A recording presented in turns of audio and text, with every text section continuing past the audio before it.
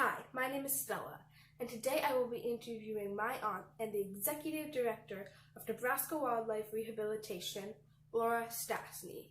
Specifically, we are here to talk about the annual bat release, and what is it and how will it be different this year.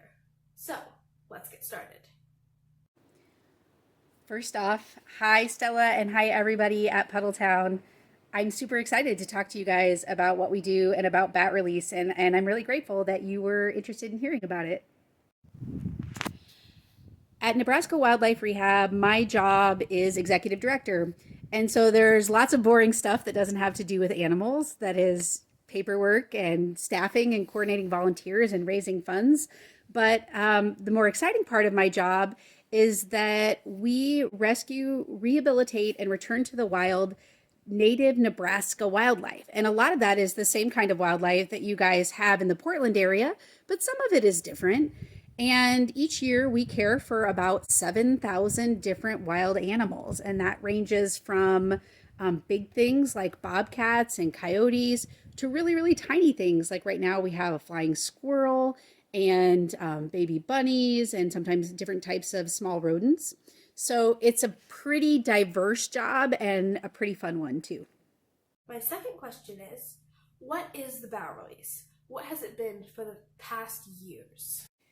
Each year, Nebraska Wildlife Rehab cares for over 400 insectivorous bats here in Nebraska. And they come from a lot of different species, but most of them that come in the winter are big brown bats. And we get them in the winter because they're hibernating in people's houses. And so 10 years ago, actually we've done 10 of these so far, we started releasing all of our bats in the spring at the Joslyn Art Museum in Omaha. And when we do that, we invite the public to come and join us and see all of these beautiful animals get released back into the wild. And each year between 1,000 and 1,400 people join us for bat release. And that's what it's been. Last year we celebrated our 10th anniversary at the Joslyn, and it's always a big fun festival where we have lots of games and face painting and educational tables about bats. And this year we're unfortunately not able to do that, but that's what it's been for years past. How has your job changed, if it's changed at all, since the coronavirus started? So my job has actually changed quite a bit because of coronavirus. One of the things that's happened is that because of social distancing, we don't have volunteers working with us anymore, except for transporting wildlife. So we don't have volunteers coming onto site and working with the animals. That means that our paid staff has to do all of the animal care. It's spring, and that means babies are flowing in. And so we've got all sorts of baby squirrels, baby rabbits, raccoons, a bunch of injured adult wildlife, and all of our bats right now. And so our staff is working long hours. We have more staff in place than we normally do at this time of year, just to make sure that everybody is being taken care of. In addition to that, we don't know when restrictions are going to be released. So we have some concern that our college interns aren't going to be able to start on time, and that we're not going to be able to get our volunteers back by May. It's just going to depend on what social distancing does. In addition to that, we also have some extra biosecurity measures with certain species of animals that are coming into play that are creating a little more work for us. And finally, everyone's concerned about people and about the economy right now. And so as a nonprofit, we depend on donations to make sure that we can continue our operations. And so we have some concerns that donations are down, and we're just going to have to see how the next few months go to make sure that we can keep rescuing all of the animals that we take care of every year. I'm also wondering, how will the bat release be affected now from the stay-at-home order and all the coronavirus stuff? So of course, with all the social distancing measures, this year bat release is going to have to change. We can't invite the public, and we can't have, dozens, hundreds, thousands of people come out to watch the bats get released in a public place like the Joslyn Art Museum. So what we're going to do is this week on Tuesday night, we are going to release all of our bats back into the wild, but we're going to do it at our facility outside of Omaha, out in the country. And just our staff and a few key volunteers are going to be here. We're just going to have just enough people out here to safely and quickly release all of our bats. And then a few people will be here to film it and also to do Facebook Live. So we will be be answering people's questions on Facebook Live as well as we release the bats tomorrow night, which is Tuesday, April 21st. From when I'm giving this interview.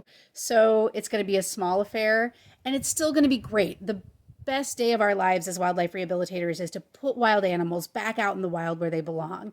But, our hearts hurt a little bit because it's really fun to share that with the public and all of these people who love bats. And this year, we're not going to be able to do it that way, but hopefully everything will be better for next spring when we release our bats again, and we'll be able to go back to doing it the way that we have for the past 10 years.